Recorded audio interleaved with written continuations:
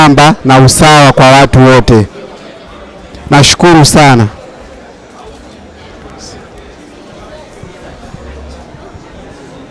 Asante. Kwanza niseme mimi nimefurahi sana kuwaona mkiwa hapa, mkiwa kama wadau wetu muhimu sana kwenye utoaji wa huduma hizi zinazohusiana na sekta ya ardhi.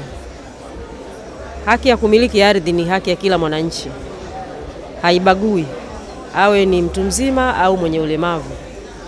Na niseme wakati mwingine imewezekana watu wenye ulemavu wameshindwa kupata taarifa sahihi zinazohusiana na sekta hii ya ardhi kwa sababu tu ya hiyo changamoto yao ya ulemavu walionayo.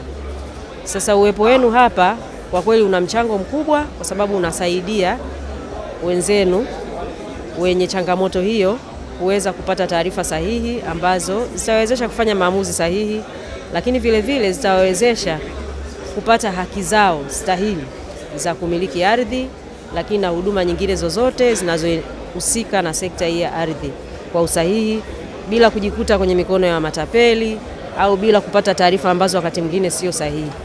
Kwa kweli niwapongeze sana na niwashukuru sana na niwaombe tuendelee kushirikiana kusudi kwenye utoaji huu wa hizi haki za ardhi tusiache kundi lolote, na niwaahidi tutaendelea kushirikiana na nyinyi siku zote. Asanteni sana.